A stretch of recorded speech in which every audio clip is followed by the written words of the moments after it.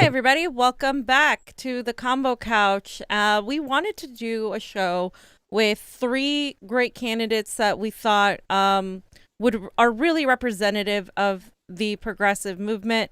They are powerhouse women, all of them women of color, but most importantly, they abide by the progressive ideals of fighting for the working class, and they actually walk the walk. I have seen all of these ladies at rallies and protests. So, without further ado, we have Maria Estrada, who is running against Anthony Rendon for State Assembly in the 63rd District. We have Angelica Duenas running against Tony Cardenas for Congress in the 29th District. And then we have Fatima Iqbal-Zubair, you can correct me and teach me how to say that in a minute, running against Mike A. Gibson for the California State Assembly in the 64th District. Thank you for being here, ladies. Thank you for having us. Thank you so much for having us. I'm sorry? Thank you so much for having us, I said. Oh, yeah. Thank you for being here. We really appreciate it. Right now everybody has been talking about just the fact that we are getting the help we need. We live in California. We live in Los Angeles. All of you are from districts where there are a lot of working class people, people of color, people who have been in a lot of need. But there hasn't been any relief, really, in the CARES Act. And essentially, Trump's executive order potentially kicks the can down the road, meaning we're going to be dealing with this even if this is a Band-Aid solution for now. If each of you were in your prospective seats, what would you be doing within the legislature to help out renters, for instance? And let's start with Angelica.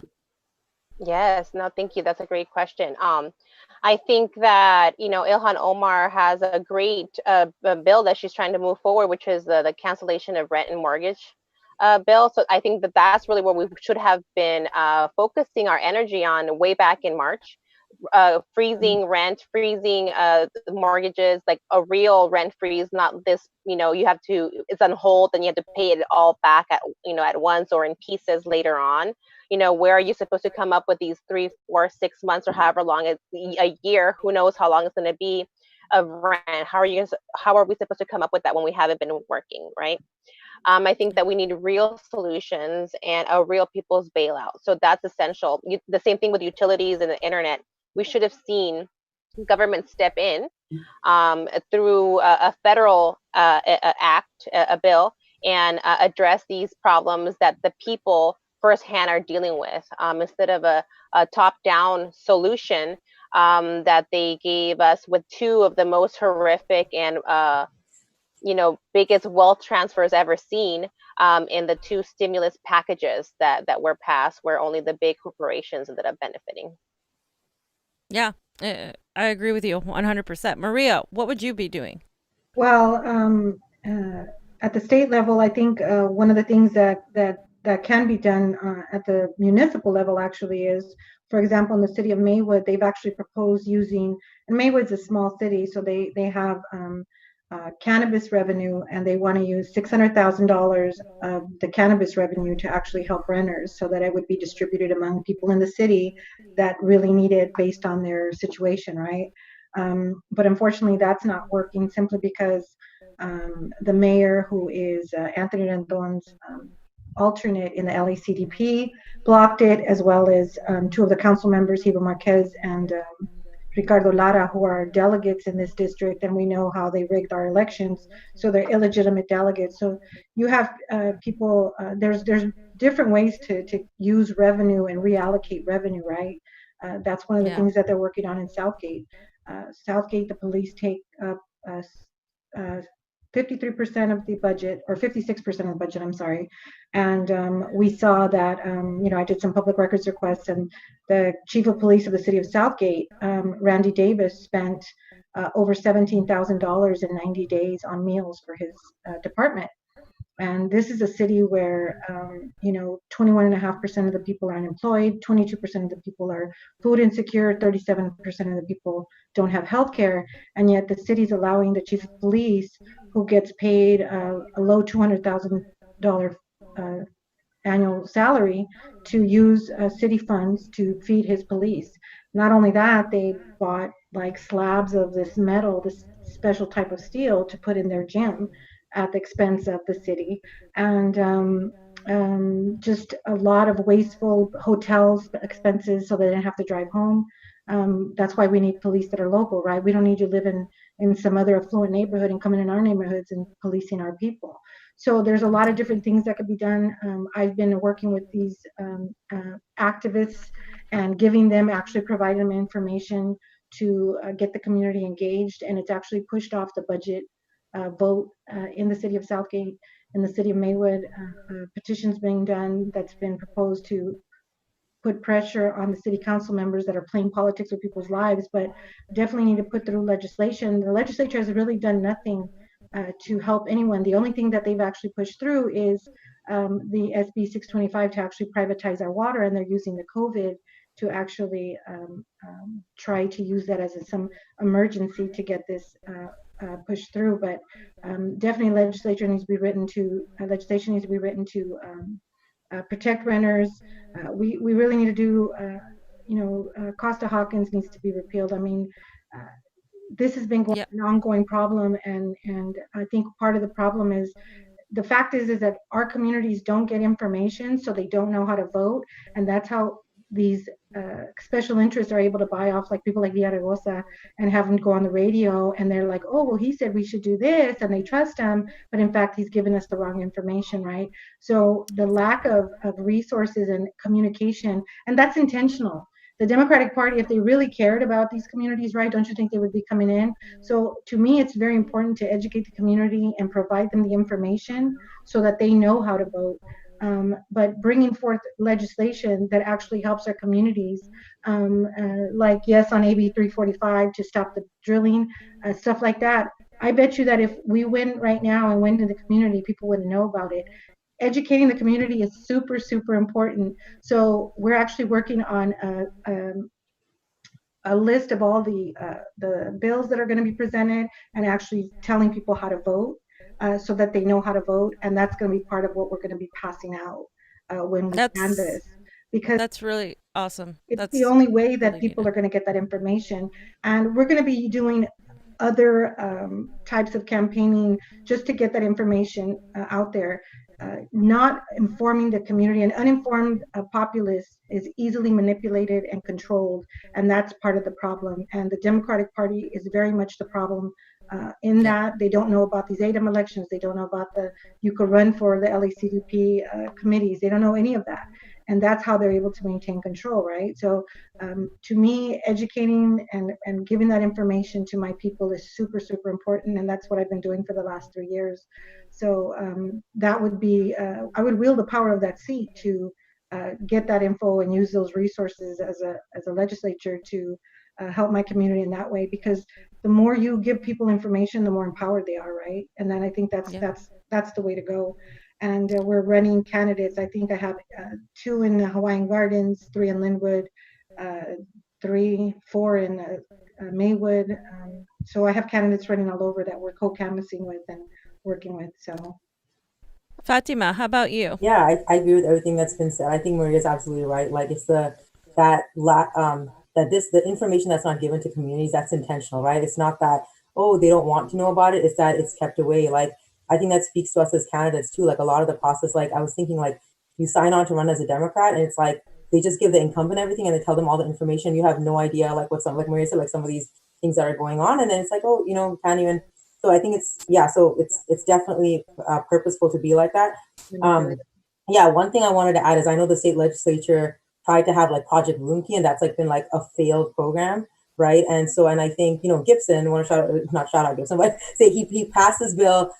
He proposed this bill about like banning chokeholds, right? So like there's all these, from what I see from my end, there's all these reactive bills that are opportunistic that people create just to make them look good, right? Like look, I'm making this change, but they don't really create the change. So like Project Roomkey, I don't know if it's Operation Roomkey, I might be mixing up the name, is like a failure, right? Like it's not really working, and it's not even housing people that are COVID positive. So it's leaving like the most disenfranchised and the most sick of our homeless population out, which is awful. Gibson's bill, which is banning chokeholds, has like shown to like not really, actually change any, police killings, because the real problem is like defunding. Like we need to defund them, and we need to really hold the police officers accountable. So, some of the things like when I think of the state levels, like budget wise, like even before COVID, like they'll try to tell you, oh, we're doing everything we can. But even before COVID hit, our budget was used like more towards prisons and incarceration, and like wasn't used towards schools and healthcare. And if you look at now, like what's being cut is like funding for schools, right? Like I'm completely against that as like a former public school teacher, because I know like in my district in Watson Willowbrook, 40% don't have Wi-Fi. Angelica talked about this. Like we can do this. Like we need to, give broadband access. I think the problem is that if you wait till the pandemic hits, that's a reactive policy. That's not going to work. So I wanted to shout out, like, not shout out, but talk about like, this is bringing up the underlying issues like in our system. Like if we had Medicare for all, which we can pass at the state level with like Ro Khanna's bill, like we wouldn't have like, I'm looking at all these other countries that are opening up right now. And like literally our country is like a third world country when it comes to COVID. Like what the heck? Like, and this speaks to like our capitalistic system, the failure of like valuing profits. Like it's a disgrace, honestly, an embarrassment to the people of our country. And I wanted to talk about just Medicare for all. Also, I want to like talk about undocumented immigrants, because whenever the state seems to pass something, they're always an afterthought, right? And I know like Newsom tried to add something, but it was not nearly enough. And like they are essential workers, right? They're on the front lines, and like they are citizens of the state, right? So whenever we think about aid, like they can't be an afterthought. They have to be in the primary package, and like right now they're not, even with the policies they have. So just wanted to add those things. Exactly. And you mentioned coronavirus, and millions of Americans have contracted the coronavirus and hundreds of thousands have died. So the same question as before, if you guys were in the legislature, what would you be fighting for in regard to coronavirus relief? Maria, let's start with you. Well, I think we need more in Southeast LA. It's actually the epicenter for the resurgence of coronavirus, and the city of Southgate is hit pretty hard. And the laborers, there was just an article that came out that they tested a whole group of them, and 100% of them were positive. We do need legislation that brings more resources in here. The LA Board of Supervisors is actually sitting on $1 billion in reserves that they could be using to help people right now. We would have to tap into those resources. The fact is that there's a lot of money out there. There's a committee, and that it is Betty Yee, Fiona Ma, and Gavin Newsom that are sitting on $1.1 billion, and they're going to vote on it. And they're actually considering, a resolution was written considering to give that money to Poseidon water desalination plant, which is a big program that Anthony Rendon is pushing. And it's public money that they're trying to give to a private organization. That money needs to come to our communities. There's a lot of money that is actually there that can be used for our communities that are not. And the fact that this information is being withheld, you wouldn't even imagine how I even get this information. People are telling me, did you know that there's like this much billions of dollars that they're holding on? And Gavin Newsom and Fiona Ma, and they'll go out and do photo ops. She was on her Facebook like in Napa with a mask on, wine tasting. It's like, really, like it's so just shows how these people's lives are so not like ours. And that's why and just in this discussion right now during this pandemic, with this COVID happening right now, the fact that we have people in power that could help and have the power to do it and not help, I think is equally as vile and as criminal as people that have their power that use it to hurt people. And all of the people that I've mentioned, including the people that we're all running against, have power to bring resources to our communities, and they're not doing it. They're not even showing up. I mean, the sad part is Anthony Rendon has been literally missing in action since all of this started. He posted a picture in an office that looks like he's in this grand ballroom. I mean, you're dealing with people, you're representing people that you're not even connected to how they live their lives. We're so not on the same level. So when you're living in this and you're talking to people every day and you're seeing what they're going through, the fact that that there are people that could literally write legislation, and he's never written legislation. Like he's the head legislature. He's never written legislation. He's blocked legislation that helps people. And if I was PG&E and if I was Exide, you better believe he'd be telling Cristina Garcia, Miguel Santiago, and all these assembly members to write bills to help them to protect their profits and to make sure that they're still going to be able to do business as usual and to bill their customers or make us pay for whatever it is that they fucked up, and then not give the people that were affected by their negligence any resources. And that to me is the most maddening thing about all of this, is because there are solutions out there. You can write bills. There is resources out there that can be used to go to our communities, and they just won't do it because that's not why they're there. They're there to make sure that that money gets extracted from our communities, from the state, and it goes to private corporations. And that, in essence, what's the problem with this whole system and the problem with the Democratic Party. We could sit there and talk about the Republican Party all day. That's low-hanging fruit. It isn't the Republican Party that's claiming to represent any of us. Right. They've never said that they're trying to represent me. So why would I sit there and complain about them? Because that's another complaint. Why are you always slamming the Democrats? Because they have the power to fix this. Yes. The fact that Nancy Pelosi wrote some bullshit letter talking about praying, we don't need your prayers. We need you to use your power to push legislation to help people, and to sit there and blame Republicans and then use the same bullshit tactic with religion to try to act like that's going to fix anything is actually very insulting. It's very insulting. Thoughts and prayers, right? I mean, it's like, you have power, lady. You could champion Medicare for all right now and it would get passed. Anthony Rendon could champion that bill and it would get passed tomorrow. But he's not, and that's why he's in the position he's in, and that's why all of the whether it's Gibson or Cardenas, that's why they're not doing it, because that's not why they're there, and we know that. Fatima, anything to add to that? I mean, regarding the COVID and how would you react? Yeah, I want to I mean, this is one thing I bring up, like the environmental issues are really big, because one thing that happens during a pandemic is they let things happen that they think people aren't noticing. Right. So one of those is like AB 345. So Gibson, my district has like 25% of the refineries, like, it's right next to Maria's. There's a lot of neighborhood drilling, third largest oil field.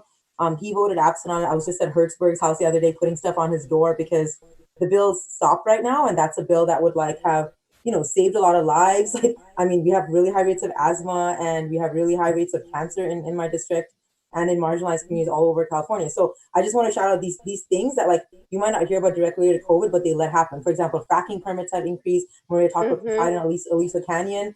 I think their production increased by 3,000% under Newsom in this legislature. So you're touching these environmental racism things that are happening.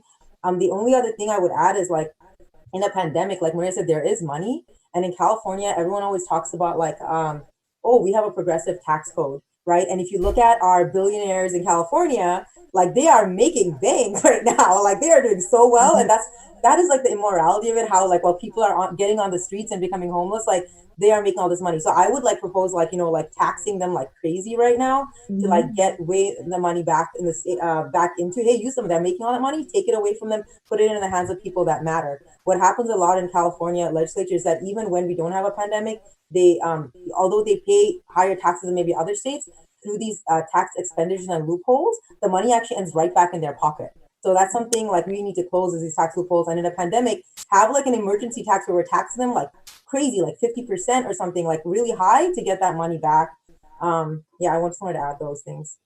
I think I'm sorry, go ahead. I'm sorry. No, go ahead. Yeah. Any corporations that deal with any carcinogens or toxins that within their, and I'm not talking about small business, I'm talking about these refineries and these bigger corporations, they should be required to pay a fee, a tax, specifically because they deal with that. And that tax should go directly into these communities.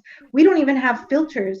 We have school board members here, Sonia Leon in Paramount, asked Anthony Rendon years ago for filters for families that are next to, Carlton Forge is down the street from school. They're by schools, by families.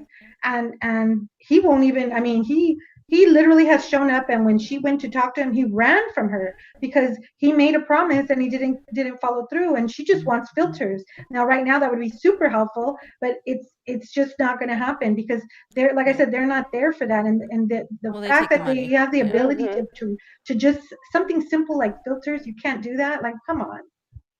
Angelica, you're running for Congress, so the COVID relief stuff would have affected you differently, like in the sense of you would be voting on the CARES Act, for instance. You know, a lot of people ended up voting for it, but it really didn't have the things we needed. How would you handle another pandemic situation? No, I mean, I would definitely put people first. Enough of mixing these mega corporation and corporate subsidies in with the the people's bill, right? I think Right. that it was a big mistake, and I think that the Democrats should have really put their feet down on this one and really fought for the people, and the same with the Republicans. I think at this point it's very important for all of our representatives to be putting people first. And I am so sick and tired of party politics. It's disgusting. It really truly is. And to see these people putting parties before the American people, it's really truly pathetic. And I think it's very clear. I think it should be very clear for everybody that neither of these parties have us in mind. You know what I mean? Some might say it, the other one might not. But I think it's very clear to all of us that the parties do not have the people in mind. So, what I would have done, or what I would do, will do, is champion for real relief for the people. Push for these rent and mortgage reliefs. Push for a monthly benefits, emergency UBI. I mean, I believe in UBI, period, but I think that definitely during the pandemic, we need to be pushing for a $2,000 UBI. If you take a look at these other countries that are starting to open up, and you see how their countries were dealt with the situation.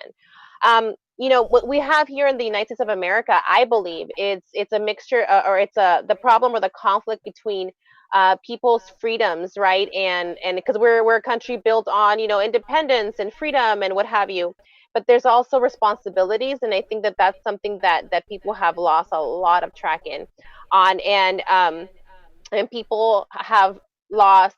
And I think that this is capitalism at work. You know what I mean? Everybody kind of fending Right. for themselves, and you're kind of seeing this manifest itself um, with even the reaction with government, right? So these other places, other countries, like rent, mortgages went on hold, utilities went on hold, point period blank. The government reacted, and the army was doing food distributions and making sure that people were staying inside, making sure that only one person would go out and do the market shopping, like doing these safety measures that made sense. You know what I mean?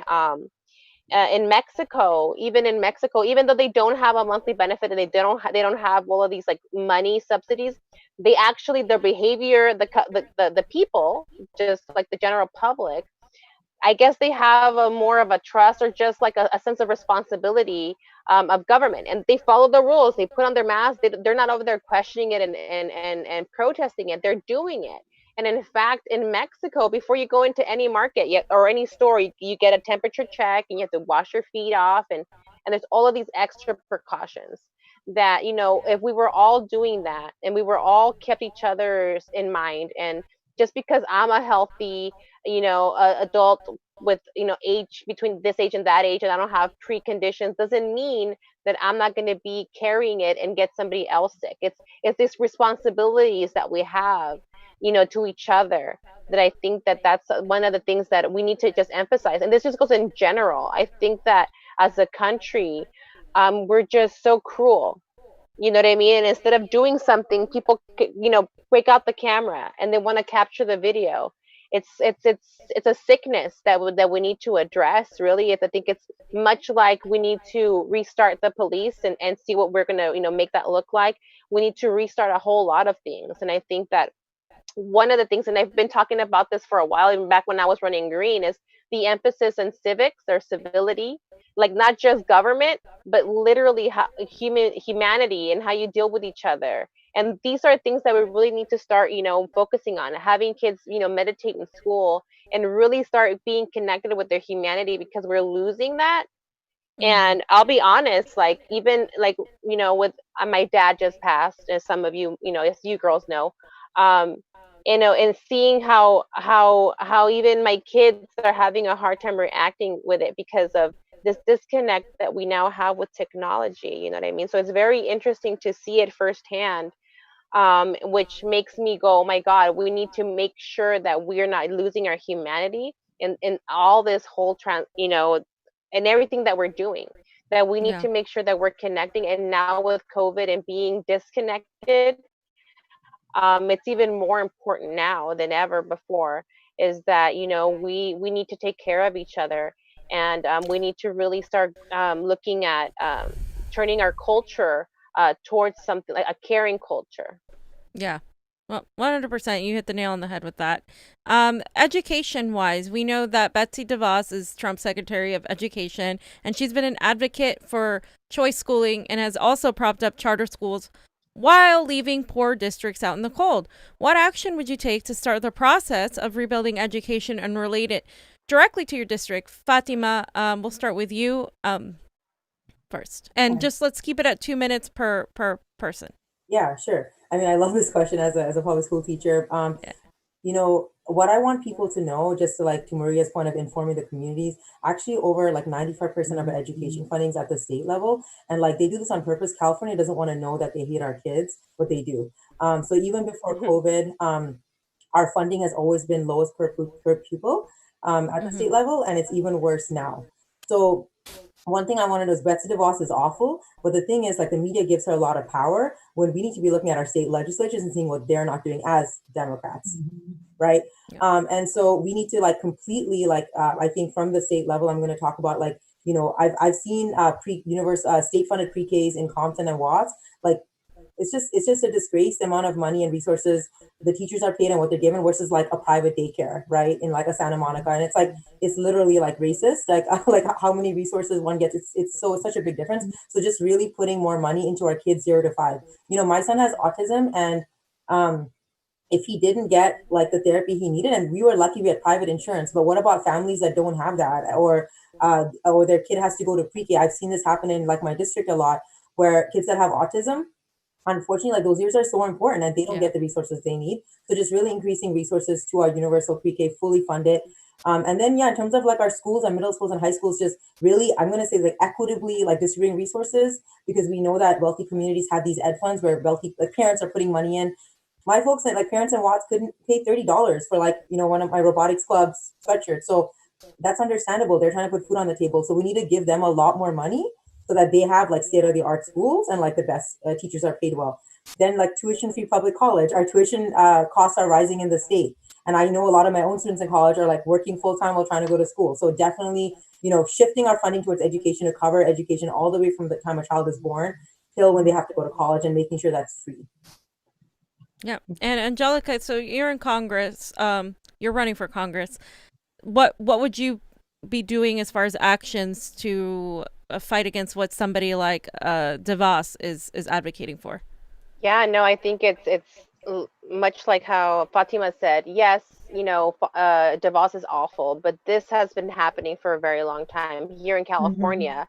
We've been fighting the charter school industry for years and years and years, like for a very long time. And it's really sick how this has happened right under our very eyes. In fact, I'll admit it, like I got fooled into, for my oldest child did kindergarten, pre-K at a charter school. It was a nightmare. It was a nightmare.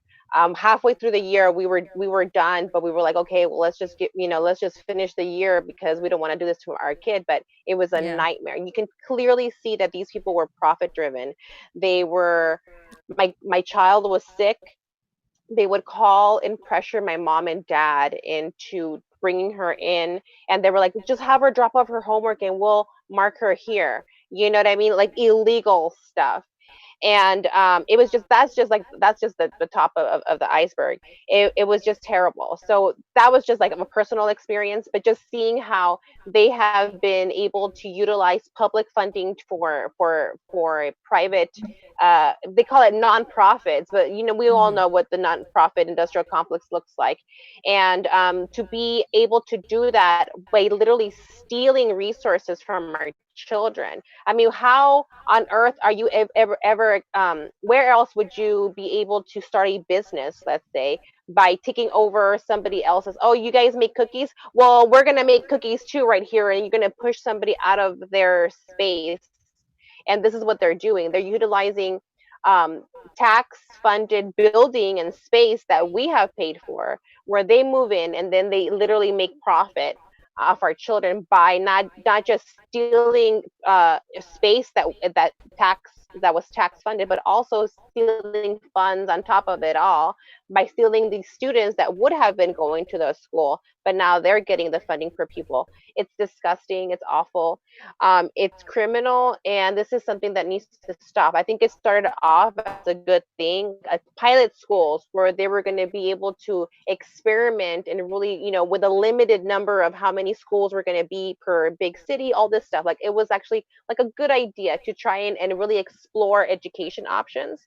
But charter schools need to just go, and we need to let go of No Child Left Behind and really start moving towards other ways to improve our education, and giving each school, municipality, district the freedom to really find what really works for them and what their necessities are. Maria, do you have anything to add? Well, in Los Angeles, over $500 billion has been diverted from public funds to private funds, private charter schools. And one of the things that's never addressed with this is charter schools could actually pick what kids can go in their schools and not go to their schools. And we also know that because like Fatima's area and my area have so much environmental issues that the Excite plan, 100% of the baby teeth have been tested have lead, and those kids are going to have not only behavioral issues but lower IQs, right? And teachers are not getting resources to help that, and a lot of times parents don't even know that their kids have those problems. So these kids would actually automatically be excluded, right? If they have any type of behavioral issues, that they could immediately just say you're not going to be in this school, and how is that even able to happen when you know that these kids are the ones that need more resources? So that money needs to be, I think they should just be banned outright in the state of California. We're 46th, I think, in the nation, and that's not by accident. So it's a multitude of issues that we need to address. Environmental issues is on the top of that list because it does affect a child's ability to learn. It affects a child's DNA. So we need to look at it from all of these different point of views, but charter schools altogether should be banned. We need people that actually are educators in the education system. We don't need, like an LAUSD, Buettner. These people are worth millions and millions of dollars. They have no business, running our schools. I'm told that they're required to order a lot of their supplies from specific companies that way overcharged, just like in the military. It's a big scam. The money is there. We're getting scammed, and charter schools is just one of the way that is happening. And the fact is, people like Buettner and Monica Garcia and all of these pro-charter people that have been infiltrating these positions and are moving us closer to privatization need to be exposed and ousted from these positions. And we need educators in these positions in all levels, whether it's local school board seats, at the college level, and at that level, because LAUSD is probably the biggest school system in the country, and we're failing miserably. We're failing our students, and the fact that teachers don't have basic resources for their kids, it's a crime. And I was out there protesting in the rain with teachers. I was hoping that they held out. I think the teachers right now have the power not only to shut down LA but the country, and I think that's what needs to happen. I think that they need to make demands, and outlawing and banning charter schools has to be one of those demands, because that's a drain. It's like a cancer on our resources, sucking money from our kids and using it to enrich. There's so many scams here right now. The Superior Court, County of San Diego, indicted 11 people on a $50 million elaborate scam to create phony attendance records to create online revenue for a charter chain known as A3. That's $50 million. And Yeah. this is happening everywhere. I mean, you have people, elected officials, that are start opening charter schools in these buildings and not providing them resources and getting these grants and all this money, and they're going to walking away with millions of dollars. And there's no checks and balances. It's actually an easy scam to perpetrate on the public and get away with, and nobody really goes to jail. Isn't that another problem too? People are Yeah. allowed to do these kind of things, and no one goes to jail. No one is being held accountable. That in essence is the problem. Whether you go from white collar crimes, up at the federal level with Wall Street and what they did, to at the Democratic Party when they violate their own bylaws and engage in criminal activity like not turning in voter registration forms, nobody's held accountable. Nobody's goes to jail. Until that starts happening, people start losing their freedom and losing their money and losing their power. Nothing's going to change, and that needs to be addressed at every level. So, ladies, you're all grassroots progressives. You're running against establishment Democrats. How will you legislate moving forward in your prospective bodies, like, state assembly and Congress? And how can we as a people be assured you're going to stay true to your roots and not join the establishment? Because what we've often been seeing happen is people get in there and then they drink the Kool-Aid. And it's really difficult to fight against a system that kind of makes you try to to get anything done. They cripple you until you give in. So let's start with Angelica. How are you going to keep away, avoid becoming part of the establishment you're there to defeat?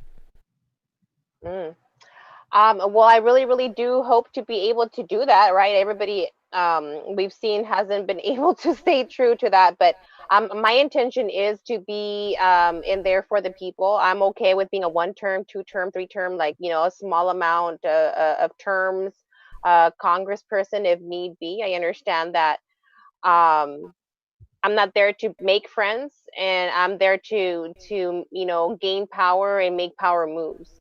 And sometimes exposing and being not their friends is going to be what's going to be necessary. So I'm hoping that the people, the community will hold me accountable and can get behind me, because honestly, we're just individual people.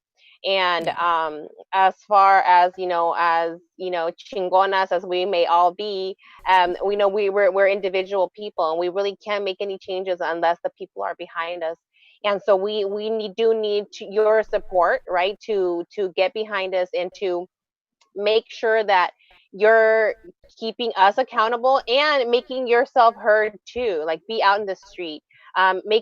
First things first, we need to get elected. One thing is, which is, it's not nice to talk about or what have you, but it's we have been pressured in some cases, begged, asked to run for office. And, we need help. We really can't do it alone. And, when you encourage your friends to run, you should also be expecting to help and get behind them. Yeah. So, run for office. I would say I would encourage everybody to run, look around to see, positive leaders, but be strategic, right?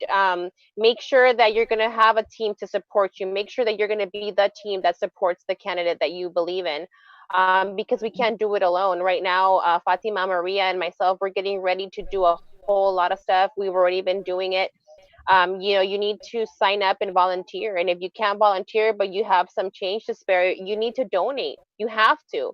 And it's an ugly thing to have to ask for money. But the more I think about it, the more that I'm getting to the point that it's no, you have to do it. We have sacrificed so much. I have personally sacrificed so many events and times and occasions with my family that at this point that I feel that I'm almost offended if you're not going to get behind this run and our runs. If I'm not seeing you work, but I'm seeing you complain, I'm going to be very offended. If you, I don't want to hear it, to be quite honest. You know what I mean? And I understand that we all have our things going on, and we all have a limited amount of time, and I totally get that. But we all have a little bit something to give, even if it's $5 monthly to a campaign that you believe in, even if it's 2 hours of phone banking a month, anything, because that makes a big difference. And when our fights that we're fighting here are going to be close. Maria got 46% of the vote last time. Yep. Okay, so what that means is that if she would have had 10 people more continuously canvassing for those last 2 months, she would have won. That's what that means. So Yep. what that means is that our races are very, very, very Winnable. important and very winnable. Yeah. Our opponents are either they don't know who they are. Our community doesn't know who they are for being around for as long as they have. That's really pathetic and embarrassing. Or if they do, they don't like them. O no, Okay, no han hecho so nada. these are very winnable races. Okay, so and here's another thing that we have, the beauty of it, each one of these races is 2 Democrats against a Democrat. Okay, we don't have the danger of, oh, this, we're gonna lose the seat, which Exactly. doesn't make a difference. People, wake up. It doesn't make a difference if they're Republican or Democrat. It's who's sitting in these seats that make a difference. But in Right this here. case right here, we have 2 Democrats going against, or a Democrat against another Democrat. The worst we can do is better, people. This is where we're at. And so we need you to act, because this is an opportunity that will not come again rather easily for these 3 entrenched politicians to get real challenges from the left, from 3 women of color who are down for the cause, who are fighting for the issues that you care about. When is the next time you're going to have that opportunity? If ever, it'll probably be in a very long time. So Yeah. we need people to act. It's important. We already did the hard part. The hard part was getting through that primary, and we did it. We did it. People who pay attention to races, looking at Fatima and my races, we shouldn't have made it through, but we did. Okay. Yep. Maria, the same thing. You know what I mean? Like, she shouldn't have made it through, but she didn't have challenger. But point being is that when the experts look at these races, we should not have made it through, but we did. That means that our community is also ready for these changes. Mhm. And this 100%. is an opportunity that we can't let pass. Fatima, do you have anything to say real quick? And then Maria. Yeah, that was really good, Angelica. Yeah, I didn't Yeah, have a that was calendar awesome. either, but I think the fact that Maria She's got so on high, like fire. 80% Canada, I got about 34%. Like, it speaks to what Angelica's saying. Like, thank you, Angelica, for saying that, and like, pitching our races, because, and one thing I want to say is this: like, it's not supposed to be so hard, like, to get the things that people want. The reason it's so hard, like, I think people in the community sometimes have thought like, oh, they've given up on talking to politicians and stuff, but Yeah. that's not normal. Like, you're supposed to, when you fight for something, you're supposed to be heard, right? And that's what we're offering. I think, that's what I want to say. I think you asked about how to make sure that we don't get like corrupted, right? I think Correct. the main thing is, I mean, only the 3 of us know that individually, right? I mean, we know our morality, we know our sense of purpose. Yeah. And so I think that's a lot. That might not seem like a good answer, but I think we know our morality and why we're doing this, and the intentionality is really important. I think the fact that we are backing up our words by actions, by not taking pop money or corporate PAC money. The fact that like all 3 of us are engaging our community members in decisions they're making, and they're calling us instead of. I know that happens to me a lot. They're like, they could be calling Gibson, who has all the resources, but like they're calling us to be like, what should we do next, like the neighborhood councils and stuff Yes. like that, right? I think Yeah. that speaks to the fact that they don't trust who's in office right now, right? And so I think that's the way we'll lead. The fact that they're all reaching out to us is testament to the fact that that's the way we're going to lead. We're going to lead with the community leaders and members in mind. And just I know that hopefully like our websites are being dropped right now to just continue. I agree with Angelica. Like, that is a hard truth. Like, if you have to work for the change you want to see, right? It's not enough to complain. You have to like either volunteer, you have to donate, because that's the only way that this could happen. And so I just encourage people to do that. It's not about each of the three of us. It's about like a movement and like the type of policy changes and structural changes that we want to see. And so it's about all of you. It's more than about us. It's about all of our communities, and just having the changes that they want. It's about making their lives better. And Maria, real quick, I know you're like one of the last people I would ever think is going to become part of the establishment. Because I'm the you're so vocal, anti-establishment over here. I mean, it's like I've been banned from the party. Yeah. They've done everything they can to Mic get drop, rid of mic me. drop. That's all So, she's saying. No, I'm just kidding. so I honestly like, and I would say that this is probably true of Fatima and Angelica as well, is that we didn't get into this, out of personal benefit, but as out of a need from our communities, because we are engaged in our communities. And this is not something that I ever, at my age, ever thought that I would be doing. And yet here I am. And I think this fight is necessary. I think that we all, in our own respective ways, feel that we are best the voices of our communities, and we're there because we want to represent them in a real way and make real change where it's going to actually help people. I don't intend on doing this in 10 years. I really don't. And I'm going to go in swinging. I actually have had people just from seeing, protests of mine in front of people's houses. Like, I can't believe you did that. I can't believe you went to his house, because people are afraid of these politicians. They bleed red just like I do. And they're, put their pants on one leg at a time just like I do. They're not better than me. They're not smarter than me. And they sure as fuck don't know my community better than me. So to me, they're opportunists, and they're there for themselves. They're not there actually to represent my community and my people. And that's why I'm here. It's because people have said that you're fearless. It's not that I'm fearless. It's just that I'm, if I get hit, I'm gonna get back up. It's just gonna happen. That's just the way I grew up with 4 older brothers, and my father was a tyrant. And I've been fighting my whole life. So to me, whatever they throw at me, and they've thrown quite a bit, it's been an ongoing thing. But that doesn't distract me or dissuade me from running or doing what I need to do. In fact, it actually just pisses me off more, and makes me recognize that I'm doing exactly what I'm supposed to be doing. The people in my community are being taken advantage of, exploited, and used for votes, and they're getting no representation. And as far as I'm concerned, I'm going to fight for them to get them the representation they deserve, and I'm going to do whatever I can to get elected and fight for this community and help people as much as I can, like Fatima and like Angelica and like Liz Castillo, who's now running in the 33rd against Lena Gonzalez, Petrolina, who got $1 million from special interests, Exxon and Chevron. I mean, you get money candidates who, we have no resources. We're here asking people just to call for us, right? So we have nothing. We're not personally gaining from this at all. And it is you live and breathe. We're Friday nights doing these meetings. You were there, you saw that. Like, you don't think we have better stuff to do on a Friday night, that I'm going to be on a Sunday protesting outside of a mayor's house, calling her out on her corruption, that I don't have better shit to do? But that's what I feel I need to do, and bring attention to the corruption that's going on in that city, in that community, and Alex Padilla and him rigging these elections, and Dean Logan and all the shit that they're doing with these voting machines, and rigging these elections. All of this needs to be brought attention to. And if I put myself in a position where I'm going to be attacked, have at it. But I got thick skin, and I'm in it, like I said, for the long haul. And I just don't see myself ever. It's not going to happen. I would never sell out. I'm not a sellout. Thank you, ladies, so much for being on here. So we're gonna have your links up on the screen, right, Johnny? And we have the links up, and also just so you all are watching, know they're gonna be on with Uphill Media right after this show, and you guys can ask more questions of them.